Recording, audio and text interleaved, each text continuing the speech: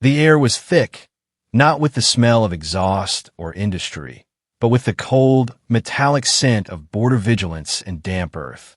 It was nearing midnight. A Soviet-built Volga M21, painted in nondescript, municipal gray, idled roughly 500 meters back from the inner perimeter fence, a double-mesh wall of steel and concrete posts that sliced the heart of Europe. Inside the Volga, the only sound louder than the ticking of the engine cooling down was the rapid, shallow breathing of Hans Strelczyk, a 34-year-old master mechanic for Posneck. His knuckles were white against the steering wheel's polished plastic.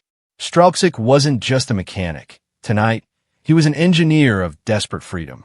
His eyes, normally sharp and clear, darted from the rearview mirror to the dashboard, checking the gauges one final, unnecessary time. The dash was a mess of improvised wiring, bolted-on pressure meters, and a heavy, industrial-grade lever position where the glove compartment should have been. This lever was the key. It was a kill switch and an ignition for the true power under the hood. Out in the no-man's land, the Grenz Regiment 33 patrols were running their final late-night checks.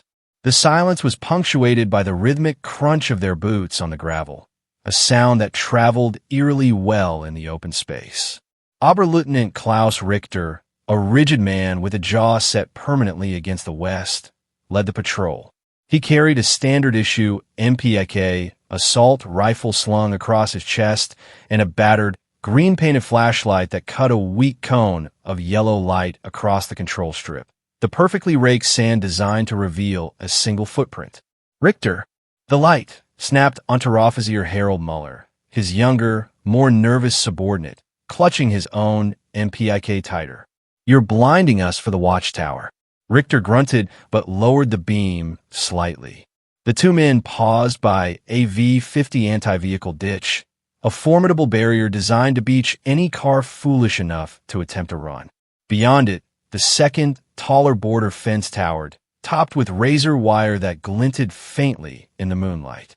Richter swept his light across the fence line. The searchlights mounted on the watchtowers, positioned every few hundred meters, crisscrossed the area, bathing the deadly terrain in a sterile white glow every 60 seconds. Strelczyk watched this deadly ballet through the scratched windshield of the Volga. He could feel the slight vibration of the engine through the seat cushion.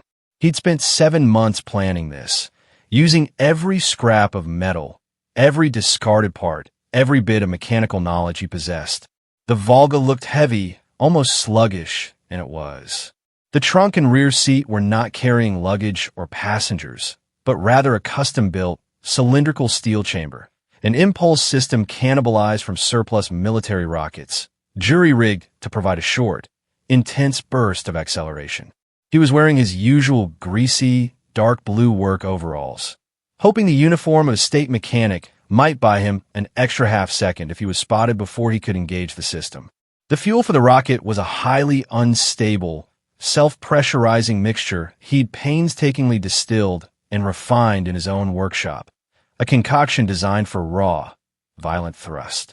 The final element of his modified machine was a heavy steel battering ram welded to the Volga's front bumper, a brutal, almost medieval attachment designed to absorb the first shock of impact and tear through the steel mesh of the fence like an angry plow. It was coated in thick black rubber sheeting to prevent immediate electrical grounding, a necessity because Strelczyk suspected the inner fence was often charged, a final, lethal deterrent. Strelczyk ran a hand over the lever on the dash. He knew the timing had to be impeccable. He needed to hit the perfect moment between the passes of the main searchlights, and he needed the border guard patrol to be far enough down the line. His mind replayed the calculations. An 8-second window. The engine needed to be at 4,000 revolutions per minute before he pulled the lever. Any lower, the sudden boost would tear the drivetrain apart. He adjusted the rearview mirror, catching his own reflection, pale, determined, a man on the precipice. His wife, who knew nothing of the rocket but everything of his desperate desire for freedom, was safe back in Posneck, waiting for the one call that would never come. This was a solo journey into the unknown, a high-stakes mechanical gamble. Richter and Muller turned the corner of the anti-vehicle ditch and began their slow walk back towards the main checkpoint building. They were now moving laterally, away from Strelczyk's position. Now, Strelczyk mashed the accelerator pedal, the Volga's four-cylinder engine screaming a high-pitched, desperate whine. The needle on the tachometer whipped around to 4,500. His left hand gripped the wheel, his right slammed the improvised rocket lever forward. There was no theatrical countdown, no smoke and fire. At first, just a deep, shuddering thump from the back, followed by an immediate, brutal shove in the small of his back. The Volga M21, a heavy symbol of communist stability, transformed instantly. The tires spun, gripped, and the car launched itself forward with a force that crushed Strelczyk into the seat. He hadn't just accelerated, he had been flung. The sound was a deafening whoosh, a jet of superheated gas and fire erupting from the modified exhaust pipe, cutting through the silence of the Iron Curtain. Richter and Muller froze. The sound an impossible intrusion into their routine. They instinctively dropped to a crouch, their MPIK rifles raised, eyes wide, searching the darkness. What in God's name was that, Richter? Muller whispered, terror in his voice. The Volga, now moving at an impossible speed for a car of its type, was a black blur hurtling towards the inner fence. The whoosh was immediately followed by a sound that tore the Cold War silence. The shattering roar of the Volga's engine, now operating under an insane load, amplified by the jet-like expulsion of gases. The car became a missile. Strelczyk was fighting the wheel. The suspension, never designed for such velocity, threatened to bottom out and tear itself apart on the uneven, churned earth of the control strip. Oberleutnant Richter finally identified the noise. It wasn't an explosion, not artillery fire, but a vehicle moving with impossible speed directly toward their heavily fortified inner cordon. Alarm! Farzik! To the fence! He bellowed, shedding his rigid formality for raw, primal urgency. He and Muller sprinted back the way they had come, their boots skidding on the gravel path. Richter fumbled for the radio microphone clipped to his tunic, his gloved hand shaking. Before he could speak the vital words, breach attempt in Sector 4, the event was upon them. Hans Strelczyk saw the inner fence rush up at him. It was a latticework of cold steel, barbed wire, and the grim reality of state oppression. He gripped the wheel harder, bracing himself. His last thought before impact was a prayer for the structural integrity of the front axle. The impact was not the clean, tearing sound he had envisioned. It was a massive, sickening clang followed by the tortured shriek of metal shearing.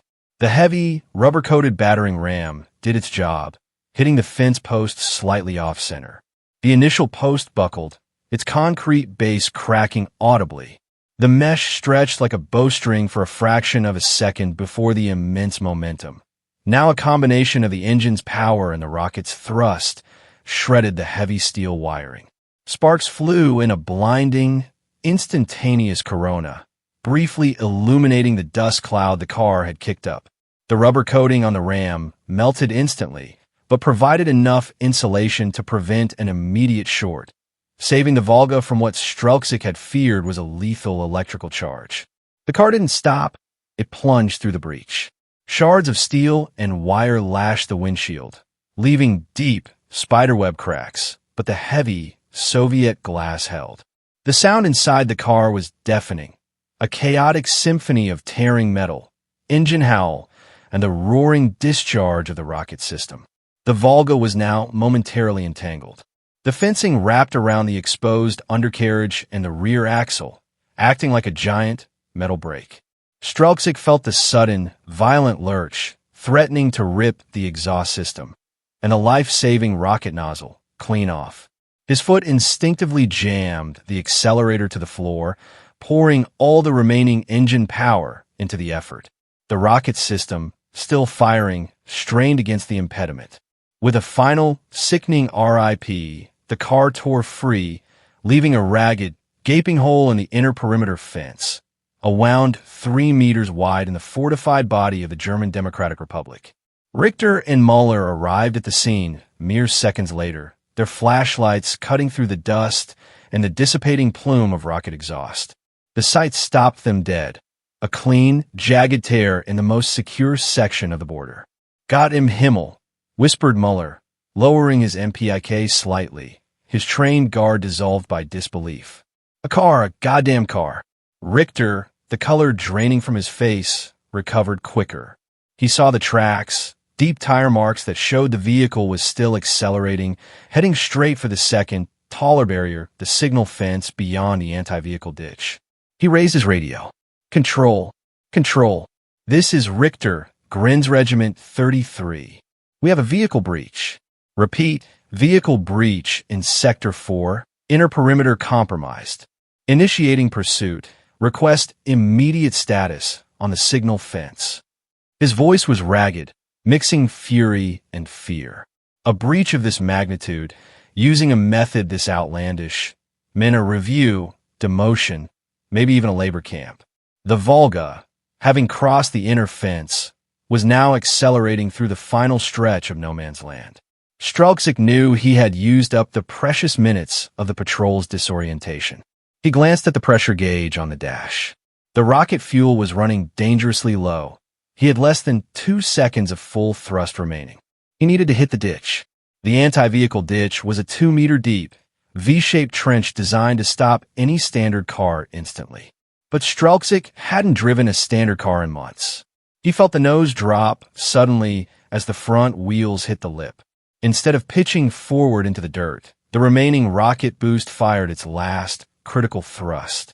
The Volga transformed into a low-flying projectile, the momentary lift from the rocket pushing the nose up just enough. It was airborne for a harrowing second, sailing over the deepest part of the ditch. The landing was brutal. The front suspension hit the far lip of the ditch with a crushing impact that rattled Strelczyk's teeth and blew out the front tires. The car was a mess of sparking metal and grinding gears, but it was still moving. The steel ram, bent and scraping, dragged along the final stretch of mud and gravel toward the outer perimeter fence, the last barrier separating him from the West German town of Helmstedt. The outer fence was the tallest, a solid wall of thick, heavy mesh and sharpened stakes. It was also the least guarded, as the inner German border strategy relied on stopping escapes at the first 2 heavily monitored lines. Strelczyk, now running on sheer momentum and adrenaline, aimed the car for the junction between 2 main concrete supports. He knew the tires were gone. He knew the engine was about to seize. He pulled the lever back, killing the now empty rocket system. The car slammed into the final fence. Crunch. The sound was less a dramatic explosion and more the noise of a massive metal object hitting a wall of tension steel. The Volga, having shed most of its forward velocity in the ditch landing, didn't tear through. It simply battered it. The main support post groaned, bent inward, and the whole section of fence sagged violently. The car was finally, absolutely stopped. Strelczyk's head hit the steering wheel, dazing him instantly. Richter and Muller had cleared the inner breach and were now scrambling over the V-ditch. They saw the Volga, wrecked, steaming, wedged against the final fence. They heard the engine sputter one last time before dying in a puff of white smoke. Richter raised his MPIK, bringing the iron sight to bear on the dark shape slumped over the wheel. "Halt! Hands up! Stehen bleiben!" he screamed, his voice raw. Strelczyk, his ears ringing, slowly raised his head. He looked left. Through the shattered, dusty windshield, he could see the control strip on the West German side of the border. It was unraked. The guard towers were silent, the lights off. He looked right. Richter's menacing rifle barrel was a meter away, pointed directly at his chest. Hans Strelczyk blinked once, clearing the grit and the adrenaline haze from his vision. The pain in his forehead where he'd hit the steering wheel was a dull, throbbing counterpoint to the sharp sting of failure that now threatened to overwhelm him. He was wedged, not through. The final, crucial meter of separation remained. Oberleutnant Richter moved closer, his breath coming in ragged gasps from the sprint and the sheer shock of the event. The muzzle of his MPIK was rock steady, a dark, unforgiving circle aimed squarely at the logo of the Volga and the man behind it. Unteroffizier Muller was a half-step behind, his rifle wavering, his eyes darting frantically between the downed car and the impossible breach in the inner fence behind them. "Get out of the vehicle! Hands on your head now!" Richter's voice was a raw, strained bark. The training, the decades of ideological discipline, reasserted itself, overriding the initial terror. This was a Republic enemy, a saboteur, a border violator. Strelczyk ignored the command. His vision was focusing now, not on the rifle, but on the metal post he had struck. The impact had bent the concrete anchor and sheared the bolt at the base, causing the entire section of fence to list inward, creating a 4-foot gap between the ground and the lowest wire. The car's hood was pressed against the sagging top mesh. He felt the rough grip of the work glove on the steering wheel, his right hand still resting near the lever that had controlled the rocket. He had nothing left to power the car forward. The fuel tank was likely ruptured, and the engine was dead. But he had leverage. "I said, get out." Richter slammed the butt of his rifle against the driver's side door, the loud clang echoing in the sudden silence now that the engine had failed. He racked the bolt, the sharp clack-clack a universally understood threat. Strelczyk slowly, deliberately, reached down with his left foot and depressed the clutch. The mechanism worked. He then reached up, his movements agonizingly slow under the glare of the border guard's flashlight, and engaged the gear shift.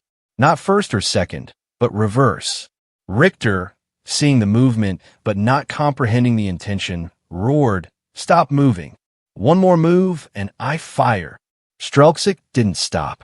He turned the key, a final, futile gesture, trying to coax life from the engine. Nothing. The engine was flooded, perhaps fatally damaged. He knew he had one, maybe 2 seconds before Richter's trigger finger finally squeezed. He released the handbrake. The Volga, precariously balanced on bent axles and flat tires, was still wedged against the final fence. But the impact had created tension in the twisted steel. By releasing the brake, he allowed the car to use its own dead weight and the slight, lingering tension of the sprung wire to work for him. The car shifted, moving back a negligible 2 inches with a low metallic groan. "Muller, cover me." Richter stepped forward, ready to tear open the driver's door and drag the man out. As Richter reached the door handle, Strelczyk acted. He had to be out of the car. He kicked his own door open violently, not to escape, but to use it as a sudden, heavy shield. The door slammed into Richter's forearm, knocking the muzzle of the MPIK up into the air. The rifle discharged. KRAK. The round sliced harmlessly into the dark sky, the sound an ear-splitting shockwave that momentarily deafened both men. Richter stumbled back, clutching his arm, the rifle clattering to the gravel. Strelczyk, moving with the desperate speed of a cornered animal, vaulted out of the driver's seat and scrambled onto the hood of the Volga. He was not looking at the guards. He was looking at the gap. The 2-foot space created by the bent post was now his only route. Muller, momentarily frozen by the gunshot, finally reacted. He brought his rifle to his shoulder and aimed at the figure scrambling over the wreckage. "Halt! You will be shot." But Strelczyk was already on the hood, launching himself over the twisted, razor-sharp tangle of the final fence. He didn't clear it. He crashed onto the sagging wire, relying on his heavy overalls and his sheer forward momentum. The wire ripped his clothes and tore painfully at the skin on his thigh and arm, but he was moving over. Richter, recovering instantly, yelled at Muller, "Don't shoot. Don't shoot. He's too close to the line. If the Westerners see it, it's a disaster."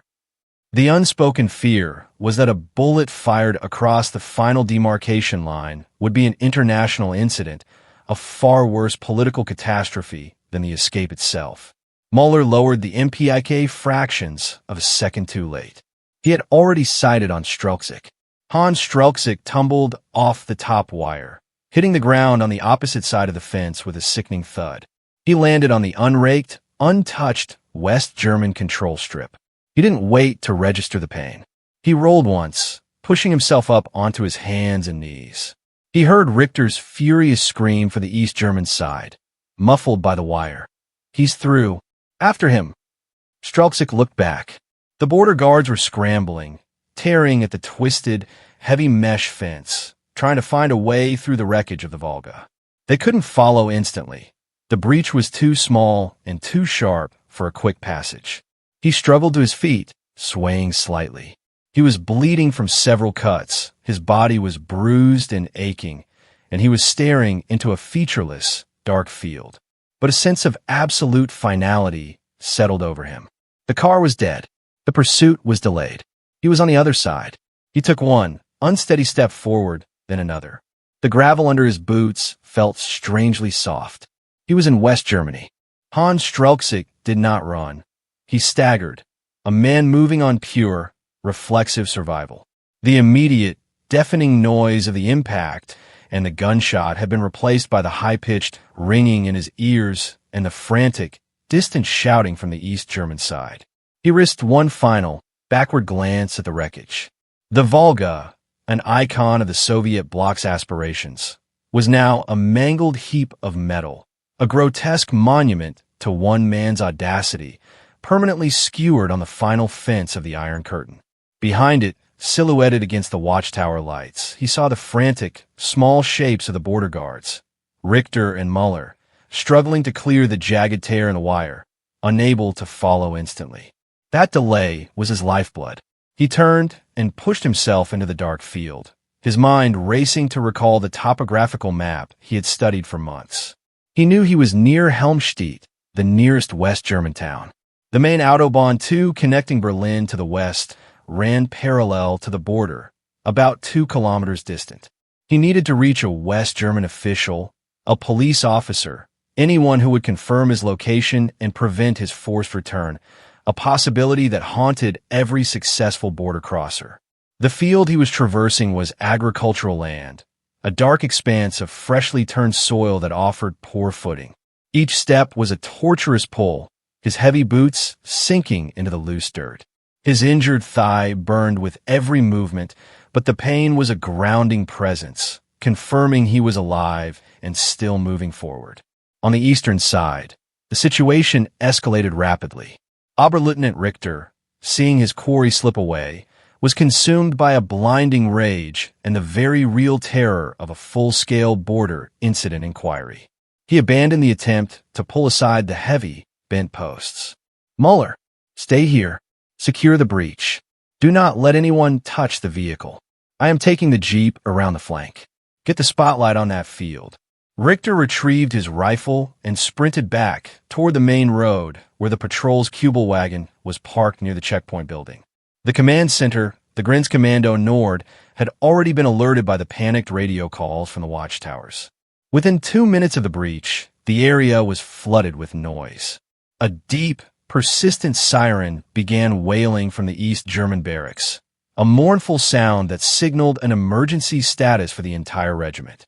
High-powered mobile searchlights began to rotate, their blinding, artificial day slicing across the kilometer-wide death strip and spilling over into the neutral zone, seeking the fleeing man.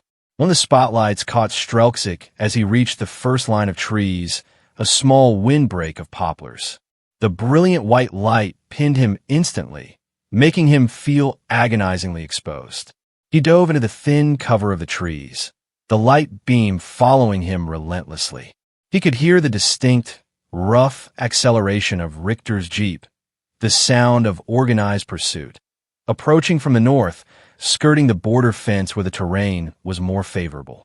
He paused, leaning against a rough bark, gulping down air that tasted metallic and cold.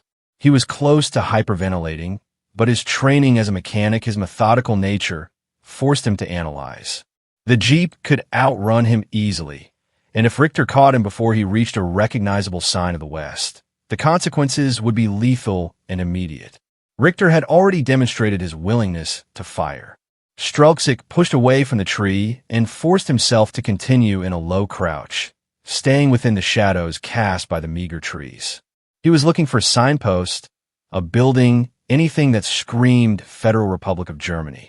Suddenly, through the trees, he saw a glimmer of light, not the hard white of the border lights, but a softer, yellowish glow. It was a single, dim streetlight. He burst from the tree line and found himself on a narrow, paved road, a small, regional West German Landstrasse. The sight of a simple, faded yellow road sign, reading Helmstedt, 3 kilometers, was more beautiful to him than any cathedral. It was non-threatening, ordinary, and most importantly, it was West German. Just as he registered his location, the sound of the approaching Kübelwagen was deafeningly close. Richter had rounded the final obstacle and was driving parallel to the fence, now less than 100 meters away on the East German side. The spotlight operator had a clear fix on Strelczyk. Richter, seeing the target on the road, saw his chance.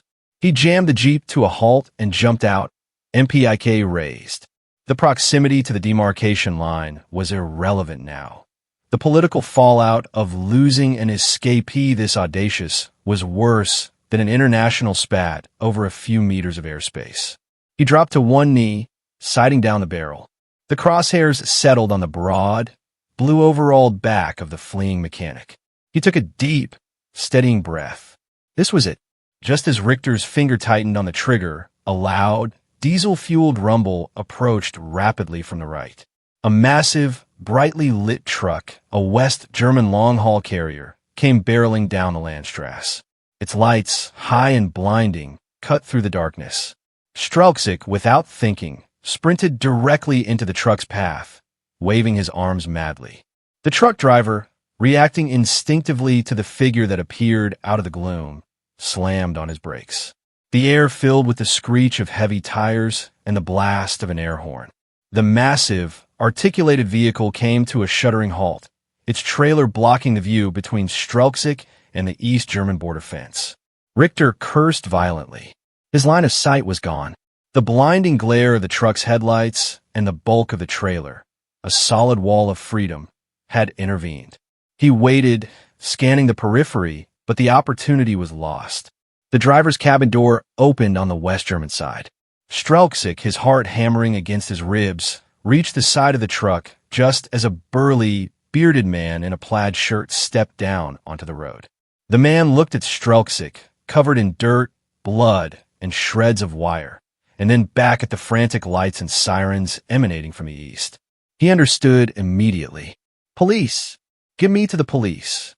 Strelczyk gasped, collapsing against the truck's fender. The West German truck driver, a man named Gerd Schulze, didn't hesitate. He grabbed Strelczyk by the arm, pulling him toward the cabin. "Come, get in. We'll get you to the watch station." As the sound of the truck's air brakes released, Richter, still kneeling on the East German side, watched helplessly as the massive vehicle pulled away, its enormous trailer slowly clearing the line of sight. All he saw then was the empty road and the rapidly receding taillights disappearing toward Helmstedt. The escape was complete. Hans Strelczyk stumbled into the passenger seat of the enormous Mercedes-Benz LP 333 truck, the cab high off the ground, a world away from the dirt and danger below. The interior smelled of stale coffee, diesel, and cigarettes, the scent of capitalist industry and perpetual motion. Gerd Schulze, the truck driver, scrambled back behind the wheel, his movements quick and professional. Schulze didn't waste time on questions. He knew what he had just seen. A Grenzflüchtling, a border fugitive, covered in blood and dirt, fleeing the frantic actions of the East German Grenzer. He threw the truck into gear, and the giant vehicle lumbered back onto the road, picking up speed rapidly toward Helmstedt. "My name is Gerd," the driver said, his voice gruff but kind. He glanced at Strelczyk. "You look like you wrestled a tiger. Stay low for a minute. We're close to the watch." Strelczyk slumped against the worn upholstery, his body finally beginning to register the shock and the pain. He ran a hand over his cheek, finding it smeared with grease and a thin line of blood from the cut on his forehead. The absolute relief was a dizzying, physical sensation, almost paralyzing. He was safe. He was on the other side of the Iron Curtain, inside the Federal Republic. "Strelczyk," he managed, his voice a dry croak. "Hans Strelczyk. Thank you. Thank you." Gerd nodded, keeping his eyes on the road. "Don't thank me, friend. Just breathe." He reached down and pulled out a thermos and a chipped mug. "Here, coffee. It's terrible, but it's warm." The simple act of receiving the warm drink was overwhelming. It was a gesture of unburdened human kindness, free of checkpoints, surveillance, or ideological scrutiny. It was the first unmonitored transaction he had experienced in his adult life. Strelczyk took a shaky sip. It was indeed terrible, thick and strong, but it felt like life pouring back into his veins. As they drove, the West German night unfolded around them. The road signs were different. The advertisements along the roadside were for consumer goods he had only dreamed of, and the silence was different.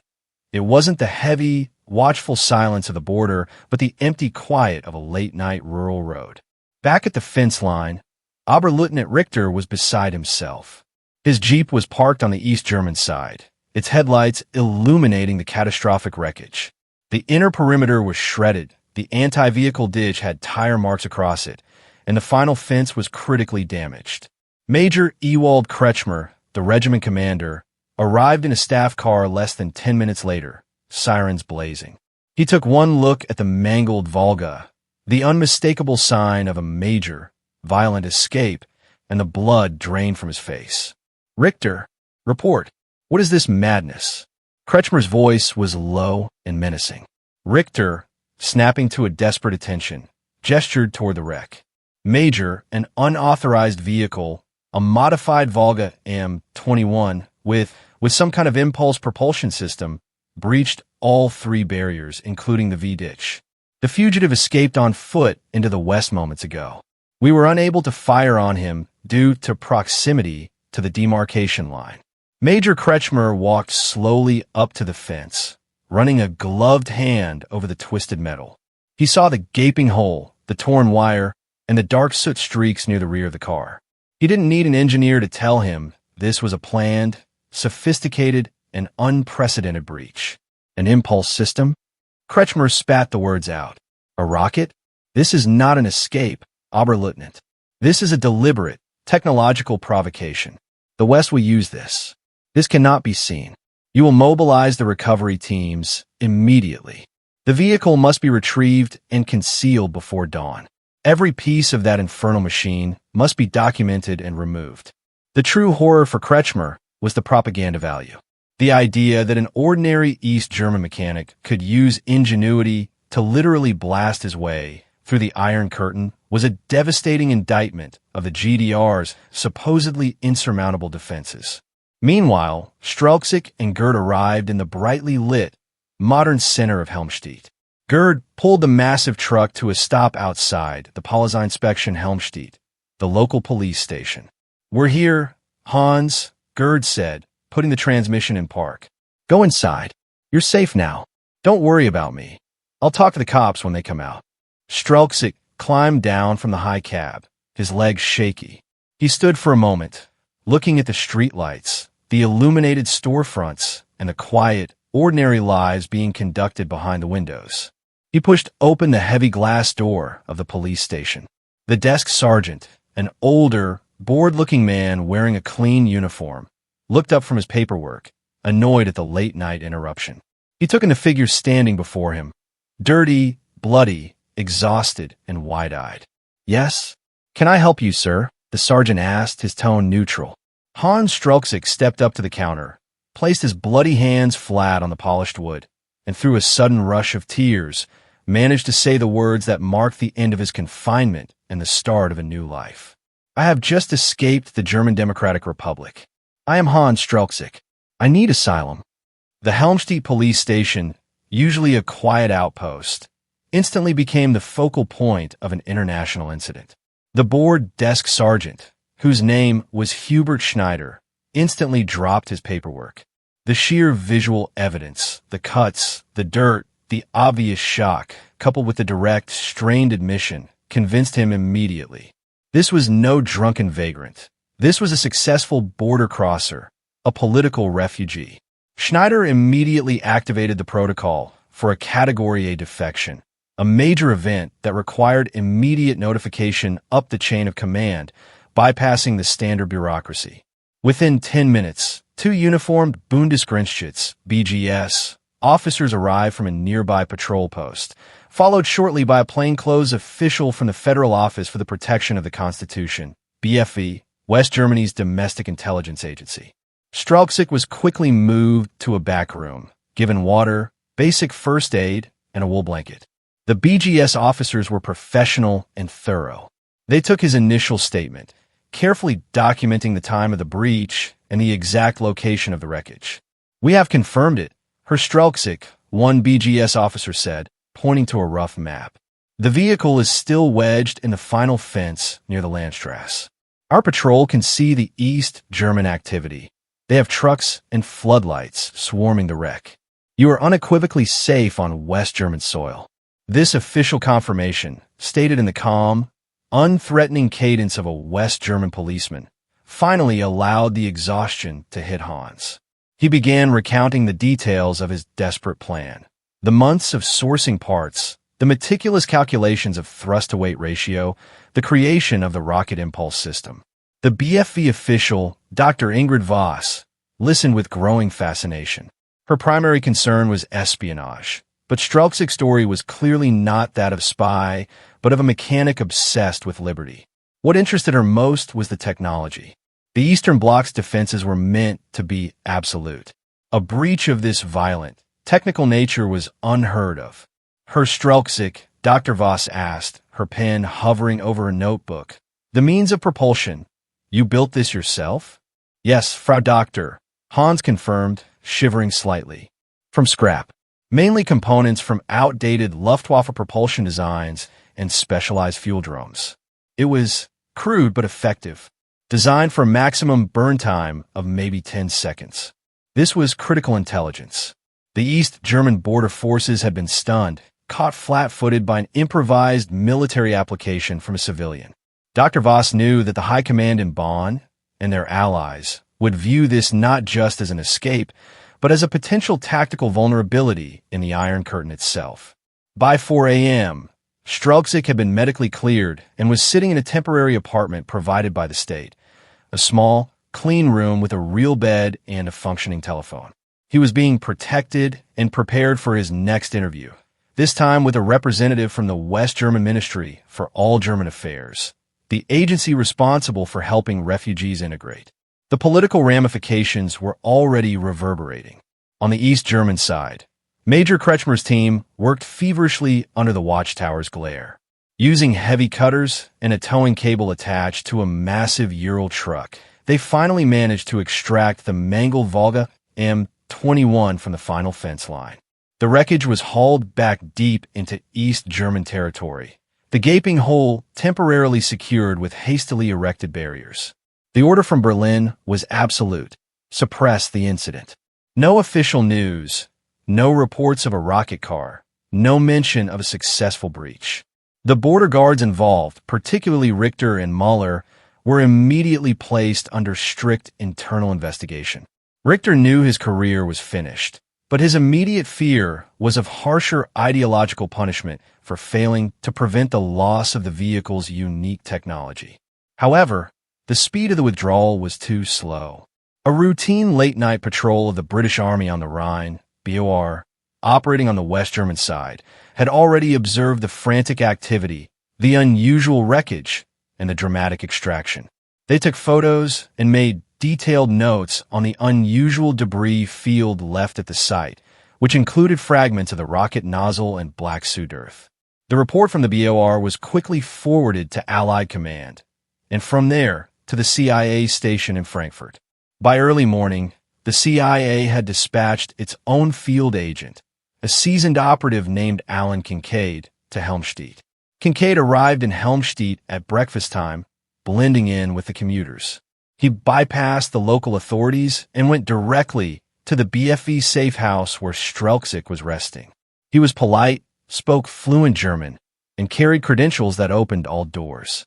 "Herr Strelczyk," Kincaid began, sitting opposite him, "I represent interests that are deeply invested in your future safety and success. But first, I need to know everything about the machine that brought you here, specifically the fuel source and the mechanism." For the first time, Strelczyk realized his escape was more than a personal triumph. It was a Cold War asset. His Volga M21, the failed wreck sitting in a GDR military compound, had become a highly prized piece of intelligence. The CIA saw the rocket car as proof that desperation could breach Soviet defenses, a story that could be amplified for maximum psychological warfare effect. Hans Strelczyk was no longer just a mechanic seeking freedom. He was the center of a strategic propaganda operation. The debriefing with Alan Kincaid, the CIA agent, was exhaustive and highly technical. Kincaid, outwardly charming and relaxed, possessed an acute mind for engineering, quickly zeroing in on the precise mechanics of the improvised propulsion system. Hans Strelczyk, relieved to finally speak about his creation not as an illegal contraption, but as a legitimate feat of engineering, described his work in detail. The initial challenge, Herr Kincaid, was generating the necessary impulse without a conventional rocket motor, Strelczyk explained, tracing a rough diagram of the Volga's undercarriage on a notepad. I couldn't risk the noise and attention of building a complex chemical rocket. I adapted a system that essentially uses compressed gases and volatile liquid fuel, a modified monopropellant, to generate a rapid, high-pressure thrust. He detailed how he had reinforced the Volga's chassis to withstand the enormous lateral stress of the initial launch. The fuel itself was a major point of interest. Strelczyk confirmed he had used a cocktail of readily available, yet strictly controlled, industrial chemicals, primarily high-concentration hydrogen peroxide and a stabilizing catalyst, which he had meticulously stolen and brewed over 6 months in his locked workshop in Poznan. The tank capacity was small, Strelczyk continued, pointing to the rear axle.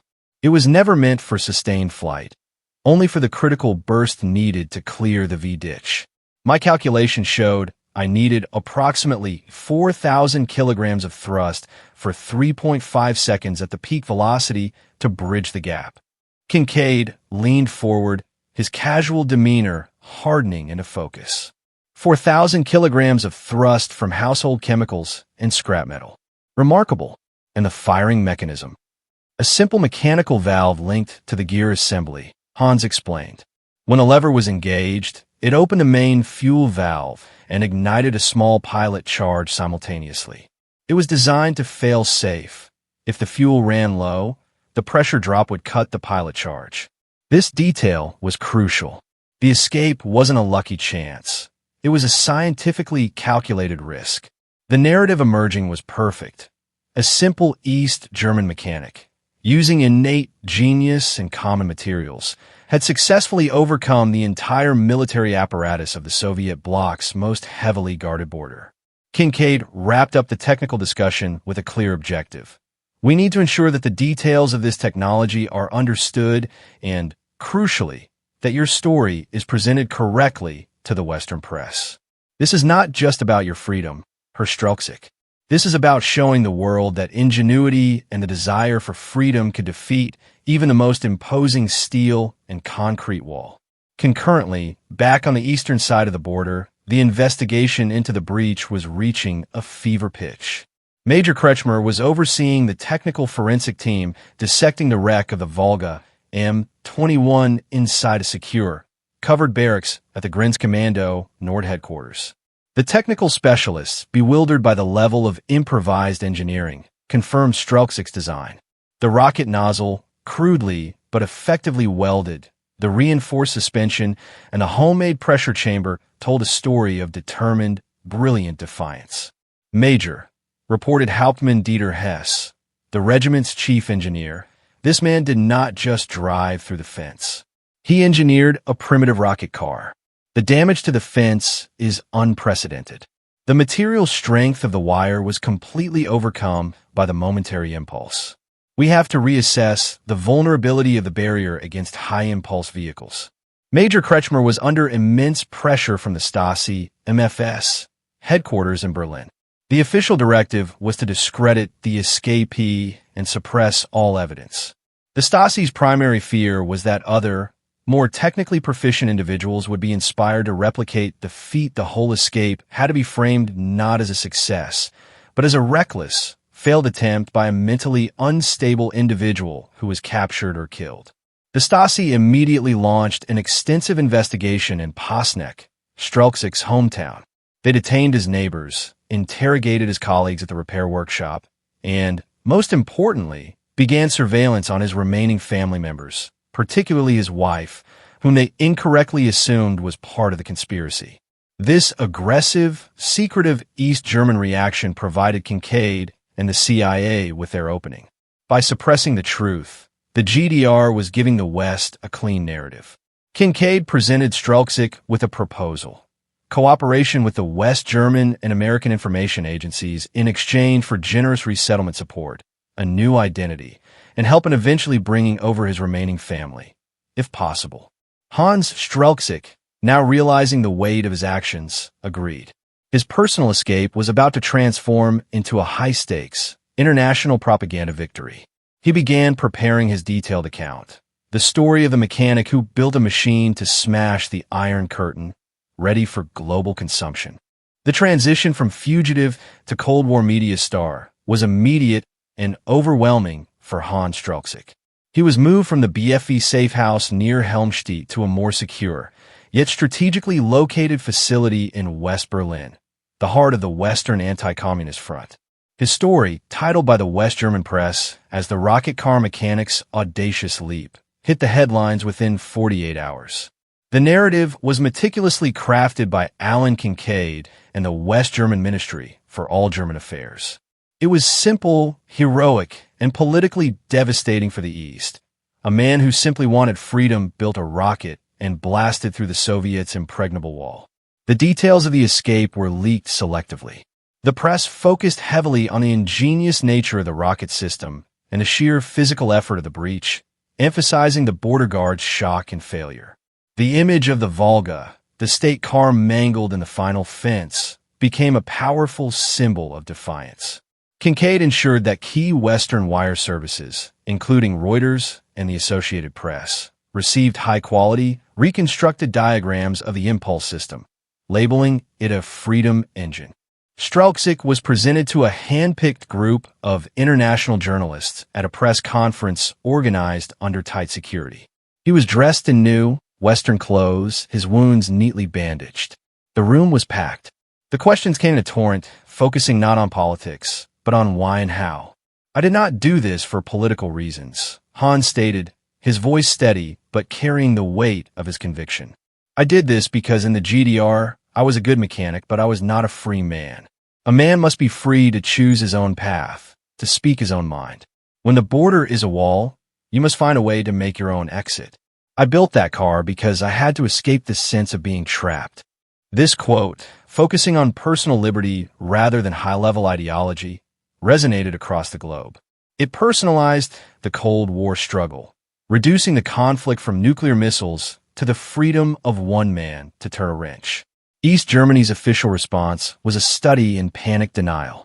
The state news agency, ADN, released a brief, heavily censored report alleging that a known criminal and saboteur had attempted to destroy border fortifications using highly dangerous, improvised incendiary devices, and that the attempt had been thwarted by the heroic Grenztruppen. They completely omitted the successful escape and the nature of the vehicle. However, the truth was already circulating through word of mouth in the East, fueled by Western radio broadcasts like Radio Free Europe and RIS Berlin, which played Strelczyk's recorded statements repeatedly. The cognitive dissonance between the official report of failure and the reality of successful, rocket-powered escape was demoralizing for the Eastern public and infuriating for the leadership in Berlin. The Stasi, facing intense pressure, escalated their internal investigation. Major Kretschmer and his subordinates, Richter and Muller, were summoned for brutal, all-night interrogations. The Stasi saw the failure not just in the breach of the wire, but in the existence of the technology itself. They were convinced Strelczyk had received outside technical assistance, possibly from Western intelligence, a notion Kincaid was only too happy to let them believe. "You failed to neutralize a hostile technical device," screamed a senior Stasi officer at Richter. "You allowed the escapee to reach the other side and are now facing a global political embarrassment. Where did he get the plans? Who trained him?" Richter, terrified and broken, could only repeat the truth. He was a mechanic, her major. He built it himself. It was a Volga, M21, modified with a rocket. The Stasi refused to believe in the singular genius of a common tradesman. They began widespread arrests of anyone Strelczyk had associated with in Pasnek, searching for the blueprint, the co-conspirator, the smoking gun that didn't exist. Strelczyk, shielded from this chaos, spent his days recording detailed oral histories and working with a technical illustrator to create accurate schematics of his escape vehicle. This information was not just for propaganda. It was immediately shared with NATO intelligence analysts, who studied the mechanical breach as a live example of how determined, technically proficient individuals might penetrate the border in other sectors. The ultimate goal for Strelczyk, however, remained private: his family. He used his first earnings from the interviews to establish a secret fund.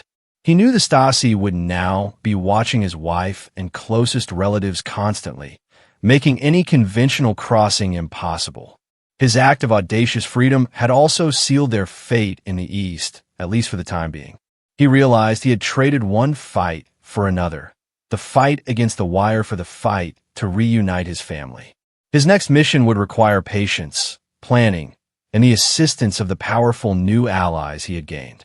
The immediate aftermath of Hans Strelczyk's escape saw a swift, vicious clampdown by the Ministry for State Security, MFS, or the Stasi, in the German Democratic Republic. Strelczyk's audacity, not only escaping but utilizing an ingeniously crafted, spectacular device, was a direct humiliation to the party leadership, particularly to Erich Honecker, who was heavily invested in securing the borders. In Pasnek, Strelczyk's wife, Renata, and his two young children became instant pariahs, subjected to a campaign of psychological warfare. The Stasi did not formally arrest Renata, but they placed her under operative person control, OPK, intense surveillance. Two plainclothes Stasi officers maintained a visible watch outside her apartment 24 hours a day. Her telephone line was cut, her mail intercepted, and she was summarily fired from her job at the local textile factory. The goal was twofold. First, to exert maximum psychological pressure to see if Renata would reveal any further escape plans or co-conspirators. And second, to send a chilling message to the entire community that associating with the family of a Republic fluctling, Republic fugitive, would result in social and economic ruin. The most damaging blow came from the press. Following the direct orders of the Politburo, the East German media began a calculated character assassination. Hans Strelczyk was officially branded a traitor, enemy of the state, and thief who had abandoned his family to pursue a decadent, selfish life in the West. Articles, devoid of any factual information about the rocket car, painted him as a morally bankrupt drunkard who had stolen state property, the Volga, and industrial chemicals, and whose escape was merely a desperate flight from criminal charges. This fabrication was aimed at neutralizing the heroic narrative being broadcast from the West. Meanwhile, on the East German border, the operational fallout was severe. Major Kretschmer and Oberleutnant Richter were formally relieved of their command, charged with gross negligence, and faced court-martial. The entire sector was put through a rigorous, humiliating security audit. The engineering analysis of the ruined Volga was also complete. The Stasi's technical experts were stunned by the simplicity and effectiveness of Strelczyk's design. Their report concluded that while the materials were easily obtainable, the specialized chemical knowledge and mechanical implementation were highly sophisticated. The immediate operational response was the initiation of Project Shield, a classified program to harden the border against similar improvised vehicle attacks. This involved installing deeper steel traps in the V-ditch and reinforcing the base of the fence posts with concrete blocks. The Iron Curtain was getting thicker and harder because one mechanic had temporarily proven it was vulnerable. In West Berlin, Hans Strelczyk was growing increasingly distressed. He was financially secure, celebrated as a hero, and living in freedom, but the emotional cost of leaving his family was crippling. He was constantly debriefed by Alan Kincaid and other Western officials, but now his priority had shifted entirely. "I need to know what you're doing to get Renata and the children out," Strelczyk urgently pressed Kincaid one afternoon. Kincaid, The seasoned operator responded with a measured, cold calculation. Herr Strelczyk, we understand your concern, but your wife is the most surveilled woman in the GDR right now. Any direct attempt will result in her arrest and a catastrophic diplomatic incident. We need patience. Your value to us is, as a free man, a symbol. If we risk you now, we lose everything. Kincaid explained the reality of the situation. The escape route Strelczyk had used was now impossible. Any future attempt would require a new, intricate plan, likely involving diplomatic maneuvering or the use of professional smuggling rings operating through the north or south. This required time, money, and the inevitable weakening of the Stasi's focus. Strelczyk reluctantly accepted this logic, channeling his restless energy back into a new form of engineering, propaganda. He spent weeks working with the CIA and RIAS, recording detailed radio testimonials aimed at his former colleagues and the general public in the GDR. These broadcasts were highly personal. Messages of hope and defiance interspersed with technical details of the escape meant to inspire others and validate the truth against the state's lies. One day, while reviewing photographs of his wrecked car, taken by the BOR patrol, Strelczyk had an epiphany that shifted his focus entirely from the mechanical to the purely psychological. He noticed the heavy steel battering ram he had welded to the front of the Volga. It was a crude but powerful image. Mr. Kincaid, Hans said, pointing to the photograph, the car is gone, but the idea is not. If I cannot physically smash the border for my family, I must find a way to fly over it. He began sketching furiously, not designing another car, but a device that could pass over the wall without relying on the treacherous ground of the death strip. The Stasi had prepared for another ground assault, but the air remained largely unfortified, a vulnerability waiting to be exploited. His next invention would not involve a car, but a method of silent, airborne escape. The mechanic was becoming an aviator. Hans Strelczyk's focus shifted entirely from the internal combustion engine to aerodynamics and lightweight construction. He was no longer working with the brutal force of a rocket boost, but with the subtle principles of lift and gravity. His goal was to achieve a silent, undetected crossing above the newly hardened border, specifically targeting the less defended airspace. Working out of a well-equipped, secure workshop provided by his Western handlers near Frankfurt, Strelczyk began sketching and calculating. He concluded that any engine-powered aircraft was too loud, too complex, and would be immediately picked up by the GDR's rudimentary radar and acoustic surveillance systems near the border. The solution had to be human-powered or, more specifically, wind-powered. His design converged on a self-built hot air balloon. He plunged into the complex physics of buoyancy. He calculated the necessary lift to carry 3 people, Renata and the 2 children, plus the basket and envelope, factoring in the unpredictable thermal conditions of the inner German border at night. The sheer scale of the project was daunting. He determined the balloon's envelope would need to be massive, approximately 2,200 cubic meters, to generate the required lift of nearly 300 kilograms. The construction materials presented the first major hurdle. A balloon of that size required enormous quantities of lightweight, airtight fabric. Western intelligence networks discreetly sourced hundreds of meters of nylon and canvas through various industrial fronts. Strelczyk, with the assistance of an unassuming, vetted seamstress, began the painstaking process of cutting and stitching the massive envelope. He demanded industrial sewing machines, capable of handling heavy-duty threads and high-tension seams. The second, and arguably most critical, challenge was the propulsion and heat source. He needed a powerful, reliable burner system that could rapidly heat the vast volume of air. Using his mechanical genius, he designed an oversized burner based on a propane system, customizing a series of industrial gas jets. The primary fuel, however, was not propane, which was too bulky for the sustained heating required. Instead, he planned to use liquefied petroleum gas, LPG, sourced from large, easily obtainable tanks, modifying the burners to vaporize the fuel efficiently in cold, thin night air. Throughout this period, the Stasi maintained relentless pressure on Renata Strelczyk back in Posnek. They had intensified their OPK, hoping to provoke a mistake. Renata was strong, but the daily hardship, the social ostracization, the constant surveillance, and the poverty was wearing her down. She understood that her husband's spectacular escape had made her a prisoner of consequence. Alan Kincaid, meanwhile, acted as Strelczyk's liaison and protector, managing the political and logistical risks. He stressed that Strelczyk's new project had to remain absolutely secret.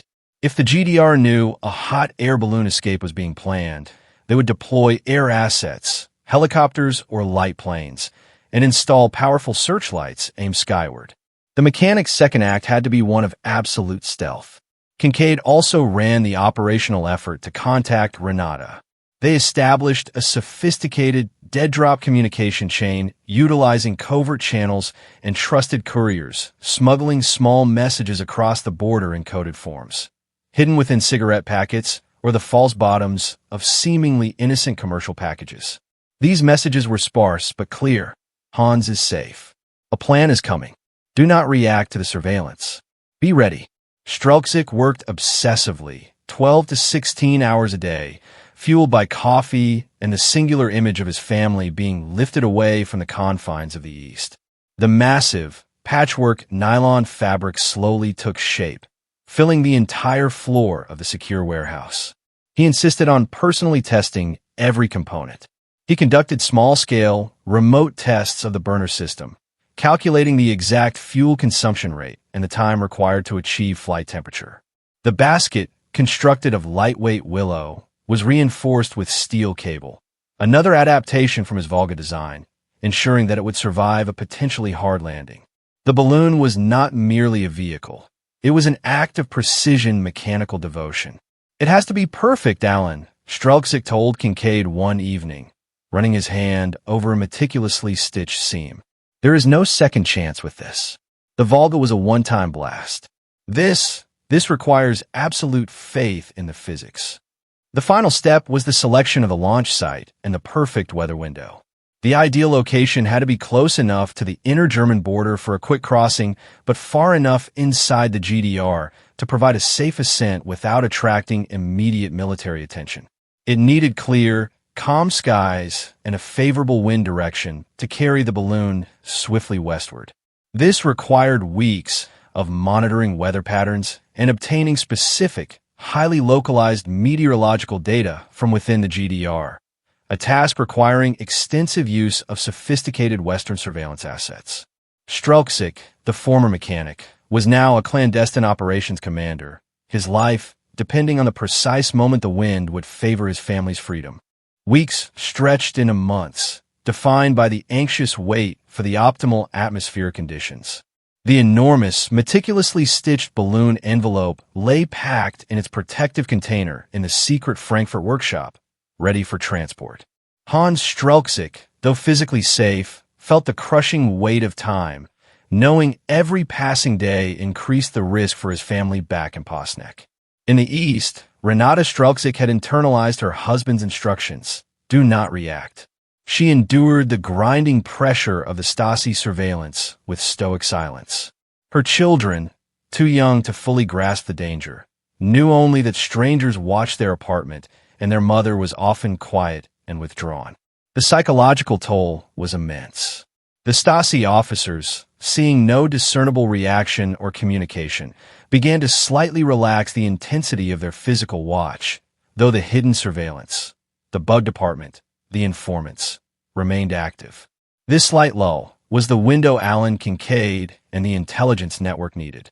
The communications chain finally activated. A trusted West German courier, posing as a traveling salesman of machine parts, a fitting cover given Strelczyk's profession, delivered a small, coded message. It was concealed within the hollowed-out handle of a simple wooden spoon, a new kitchen utensil for Renata's home. The message, written in invisible ink and revealed only by a specific, gentle heat source, was sparse but contained the entire plan. Target site, Posnek outskirts, abandoned brickworks field. Date, October 1st. Time, 1 o'clock hours, 1 a.m. Signal, 3 short bursts of the radio Free Europe theme tune played precisely at 2000 hours on September 30th.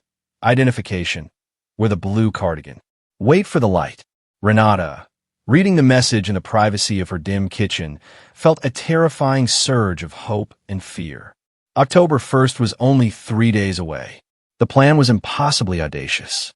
She destroyed the message immediately, burning the paper in her stove, her mind racing to commit every detail to memory.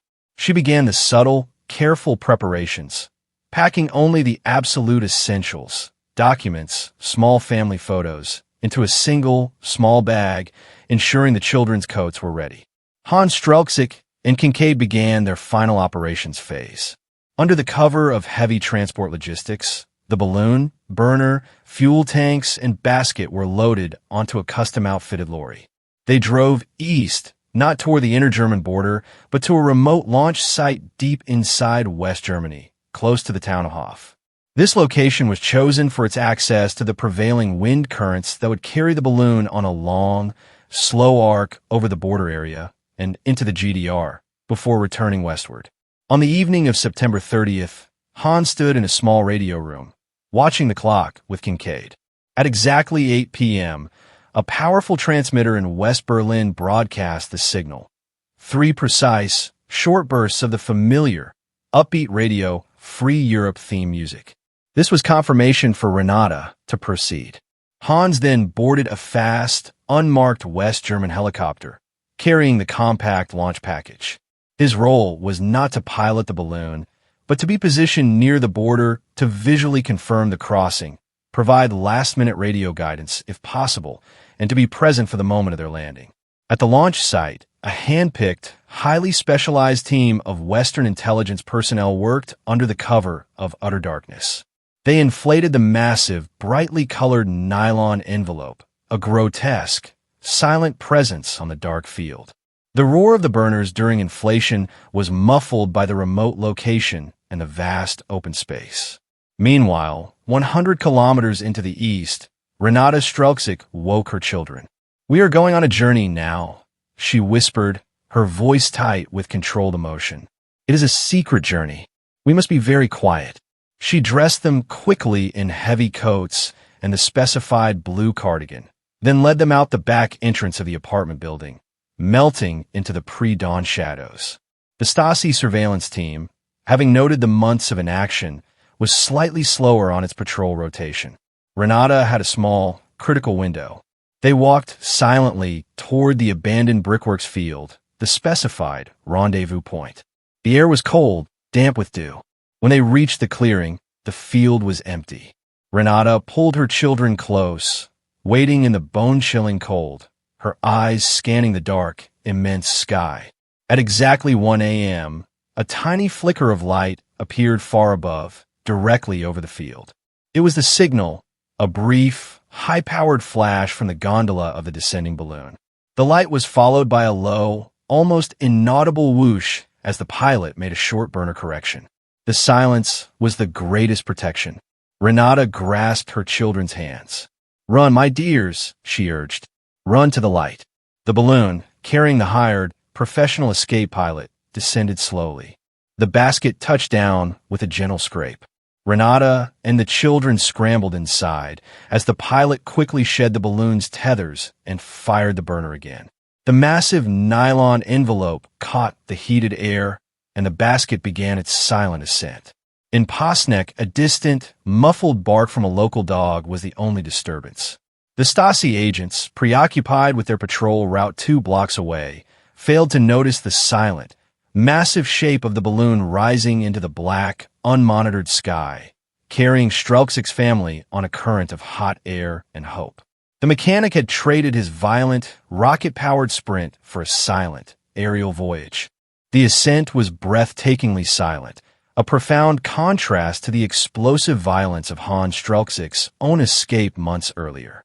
The massive nylon envelope, a patchy mosaic of brown, beige, and green fabric, swelled into a dark dome against the sliver of a waning moon. The burner, when momentarily ignited by the pilot, provided a low, powerful roar that was quickly absorbed by the open air. The basket rose steadily above the rooftops of Posnek, quickly lifting Renata and her 2 children into the cold, silent altitude. Renata clutched her children, watching the familiar lights of her hometown shrink below. The sight of the GDR, the land of forced conformity and fear, was now viewed from a dizzying, liberating height. She spotted the flickering lights of the Stasi surveillance car, still patrolling the area near their apartment, oblivious to the massive, silent object drifting above them. The pilot, a seasoned professional balloonist hired by Kincaid's network, meticulously managed the temperature of the air within the envelope, using the propane burner sparingly to maintain a stable altitude of around 3,000 feet. They needed to remain high to catch the prevailing westerly wind current and to stay above the visual range of any low-flying East German border patrols. The flight path was slow and deliberate, designed to cross the inner German border at a narrow, rural point between the main crossing areas. It was a calculated risk. A sudden shift in wind could carry them deeper into East German territory, but the high altitude provided the best chance for a clean crossing. The journey took nearly 2 hours in the pre-dawn darkness. Hans Strelczyk, positioned miles away in the West German surveillance helicopter, was receiving hourly reports via encrypted radio. He was told the balloon was airborne and heading toward the boundary line. The tension was agonizing. His hands were sweaty, not from the physical effort this time, but from the raw, exposed emotion of relying entirely on the perfect execution of his secondary, airborne invention. As the balloon neared the border, the ground activity from the Grenztruppen suddenly became visible. The East German watchtowers, now augmented with powerful upward-facing searchlights, a direct consequence of Strelczyk's earlier rocket car breach, began to sweep the sky. The pilot in the balloon's basket saw the harsh white beams slicing through the clouds. He immediately cut the burner completely, plunging the balloon into a silent, slow descent to maintain darkness and minimize the visual footprint. The basket drifted precariously close to the clouds, making the pilot rely entirely on his instruments. The moment of truth came at approximately 3:45 a.m. As the balloon passed over the faint, razor-edged line of the Iron Curtain, the wind shifted slightly in their favor, pushing them strongly toward the west. On the ground, an East German patrol station near the border fence reported a large, dark shadow passing overhead, possibly cloud cover. The report was quickly dismissed by a nervous dispatcher who feared another court-martial for sounding a false alarm after the Richter debacle. The silence, again, was their greatest defense. The moment they crossed into West German airspace, the pilot reignited the burner, giving a short, celebratory burst of heat to regain altitude. The warmth momentarily comforted Renata and the children. They were safe. Hans Strelczyk's helicopter received the final coded confirmation. Eagle has landed on the correct side. The elation was overwhelming. The balloon descended into a damp, isolated forest clearing deep inside the Federal Republic, near the small Bavarian town of Hof. The landing was rough but controlled. The basket pitched violently, but Renata held the children tightly, and they spilled out onto the soft, wet earth. Waiting for them, in the beam of a carefully positioned jeep, stood Hans Strelczyk. Renata stood up, brushing the dirt from her clothes. She looked at her husband, the celebrated, wanted, ingenious mechanic. They stared at each other for a long, timeless moment, spanning the months of separation, the terror, the Stasi surveillance, and the 2 impossible escapes. Then, they ran to each other. The reunion was one of quiet, profound relief, the final, successful operation of Hans Strelczyk's magnificent engineering. He had breached the Iron Curtain not once, but twice. First with the brute force of a rocket-assisted car, and second with the gentle, silent logic of a hot air balloon. His family was free, brought across the most fortified border in the world by the determined genius of a single mechanic who refused to be caged. The Cold War continued, but for the Strelczyk family, the terrifying journey was finally over. The only sound now was the quiet joy of reunion.